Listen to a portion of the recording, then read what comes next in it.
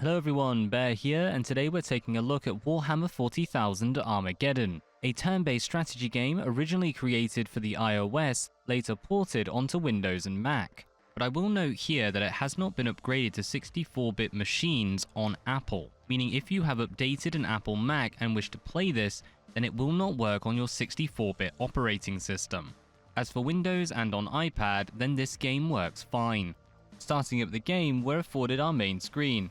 Now the options available to this game are somewhat limited, though this is to be expected as this was originally an iOS game. We do have a few language options available, though not many. Some adjustments we can make to speed, though the main thing you'll notice are going to be the map grids, which I play turned off, but of course can be turned on, giving you a soft or strong effect upon their borders. Multiple options to see what you see during the game, as well as the far more important audio options. And I would actually recommend playing with this, as I found that initially the effects volume of firing in particular was far too loud compared to the others. But that's all you'll get, and outside of issues of accessibility, this really is enough. You'll see why soon. The game affords you multiple campaigns and scenarios. The main campaigns being Tutorial, Act 1, 2 and 3, with additional campaigns brought in thanks to DLC and FLC for the game itself. Now depending on what operating system you purchase this on, you will either have access to all of these included in the price of the base game, or will have to pay additionally for each and every one. For this reason, I would really recommend getting this on computer, as you can purchase it complete with all of them, as well as many of them coming in at more affordable prices compared to purchasing it on the iOS shop, where the original game and DLC still go for its released price. Even having completed the main game, there are plenty of scenarios available, from untold battles and FLC added to the game after the fact, as well as multiple advanced tutorials for learning how units and mechanics work within the game, the ability to replay missions from the campaigns themselves, and additional scenarios added in, and this is without introducing any community content, something that you will be able to create using the editor. Finally, of course, you can use multiplayer, allowing you to play against your friends, though you will need to create an account with Scenarior in order to do so. Now I will note there are some slight issues with the scenario editor, in that it doesn't always open, and then when it does, we are going to end up with multiple options for this. Essentially, give it a few clicks and then just wait and allow it to load. Now as this is a hex-based game, when you get onto the scenario editor, you will have plenty of hexes to play with and lots of different features you can use to customize your maps and design your campaigns. But with that said, just what is Warhammer 40,000 Armageddon? Acting as a streamlined panzer corps set within the Warhammer 40,000 universe, this turn-based strategy game follows the wars for Armageddon. You will be tasked with leading the Steel Legion and its allies against the orcish hordes of WAAAGH Great WAAAGH. I want this hive! Kill all the humans inside! Throughout the campaign, you'll meet the many heroes of the Armageddon Wars, from Commissar Yarrick of the Imperial Guard, later Astra Militara Redacted, to Lord Dante of the Blood Angels, to name but a few. Salamanders will ensure it remains. The hive. Developed by Scenarior and with a considerable wargaming pedigree, the heart and soul of this game actually comes from its 40k lore. In the grim darkness of the 41st millennia, there is only war, and that has never been more true. By removing notions of such things as supply lines, your only concern will be how best to engage your foe, and by keeping the turn limits low, you will need to do so quickly. Each faction comes complete with their own considerable selection of units, providing a good variety to forces and unique solutions to each mission. Complete with multiple campaigns, challenge maps, editing tools for community content, and multiplayer options, this game has plenty enough content for any wargamer to sink their teeth into. Being based on Panzer Corps, most units will even come with a selection of different weapons to use, each with their own damage, level of armor piercing, and most importantly, range and special abilities attached. These weapons will dictate how you field the unit in combat, and also the strategies you employ with them. Synergizing your forces and keeping track of each of their weapons and abilities provides the real strategic component to the game. forcing you to consider your matchups, positions, and rate of advance carefully for each mission. If we take for example the trio of Basilisk, Command Platoon, and Ogryn Squad, then we can really see how this plays out.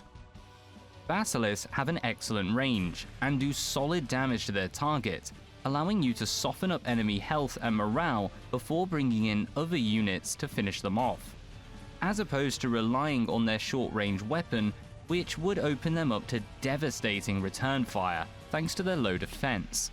Now, since with every shot their morale will be dropped, you will need to keep your command platoon there ready to assist them with their leadership skills, raising their morale and keeping them firing at full damage.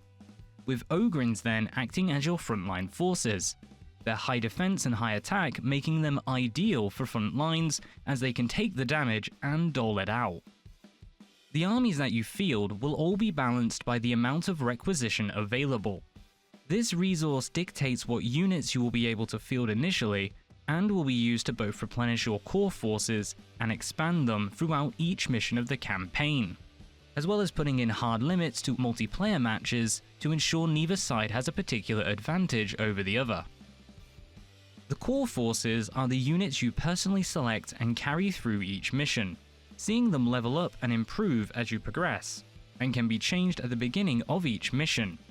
This allows for a greater level of experimentation, with different units to fit each mission objective, as well as giving a safety net to players should you choose units counter to your style, or even simply should you wish to experiment a little and enjoy the variety that is available in this game, so it removes a lot of the worry over which units you pick. If you do choose to change your units, there are a few limitations you should be aware of.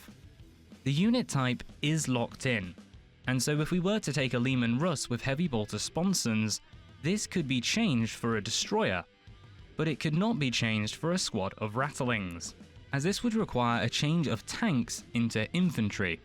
You will though be able to change them for a unit that is worth both more or less than its own requisition cost, meaning you can either pay the difference to upgrade them or reclaim requisition when downgrading so as to spend the points elsewhere, essentially allowing you to save your points by buying additional upgrades before selling them back off in later missions. A technique to keep in mind given that requisition is preset for each mission, so there's no point in trying to save it, something that is not well explained to the player. In fact, the UI and tutorialization are both things that leave much to be desired. Though all of the relevant information is present, it is somewhat misleading or requires multiple interactions to access, and even requiring the player to remember things between different panels, rather than presenting them in a manner in which it could be compared. The many features of the game will become apparent given enough time playing, but it is still no excuse for requiring trial and error to be the method of learning them, especially given that even should you read the manual, some features listed are simply not present. This lends to the general feeling of rushed for release from many parts of the game, missing features, inaccurate explanation of abilities, and a general lack of polish. None of this is enough to ruin the experience, but it will hint that the game could have been so much more. And on that note of polish, the visuals are minimalist, with animation restricted to firing and damage animations plastered directly atop the unit, which are themselves a simple 2D image placed and slid across the terrain map. The 2D sprites are highly detailed and look quite impressive, particularly to someone familiar to the models, as many are instantly recognizable. To those comfortable with low graphics in their games, there is a certain charm to the style and retro appeal that 40k Armageddon holds. Part of the reason for this graphical choice is likely due to 40k Armageddon being released on iOS, and in 2014, so certain graphical limitations are to be expected. It is unfortunate that the graphics will turn some away. Armageddon's gameplay actually sets it out as one of the more accessible titles in PC wargaming. The developer trimmed off the fat and focused on what makes these games so much fun. For a first-time wargamer, Armageddon makes a great introduction to the genre, and for veterans, there's still plenty for strategic consideration and enough of a challenge in the campaigns to keep you interested. with multiple levels of difficulty and challenge maps specifically there to keep veterans invested long after they've completed the story. Which is definitely a good thing, as the story, though well voice acted, leaves much to be desired in terms of writing. The story is certainly grimdark and keeps the general tone of the Warhammer 40k universe throughout, and will even provide options for changing missions during your campaign, giving you some control of the narrative, even if only to a superficial degree. But do not start this game expecting a best-selling Black Library novel. This being said, for fans of the 40k universe, this game is frankly a must-have. Turn-based combat pitting the Emperor's best against the Greenskins' worst. The sheer quantity and variety of units available is astounding, and though AoE and special attacks are not present, there are still plenty of options afforded in upgrades, with different iconic weaponry and tank classes plenty enough to satisfy any 40k fan. Having been built atop the Panzer Corps foundations, this hex-based turn-based strategy game will keep you pressing the advance across the deadly planet of Armageddon, by any means at the Emperor's disposal. The game is played simply by passing turns between each player or AI. Each turn, you can move and shoot each unit once in any order you like, aiming to defeat an opponent's unit, take a better position, or even claim an objective before ending your turn. The only other real concerns are based around unit morale and strength. As you shoot and get shot, your morale will decrease, making your units less effective, and of course with losing health, this will make a huge impact to their ability, as there will be less weapons capable of firing upon the enemy. For those who've played Panzer Corps before, then all of this will seem very familiar. The pros-cons debate of pressing forward and taking the time to rest up, providing the strategic challenge, as well as posing the real force of tension as you weigh up every decision against the time limit, which depending on your difficulty can be extremely tight. Each of these missions will typically revolve around victory hexes. These objective markers will either need to be claimed or defended in order to win. For those who will give this game a go, PC is the best way to play. Thanks to the age of the game and its Warhammer basis, it is often on special offer, and comes with a great selection of expansions and even some FLC for the cherry on top. For those still undecided, all the footage in this video comes from our playthrough of the main campaign over on Twitch, and right here on YouTube, so do check those out if you want to see a little more of the gameplay.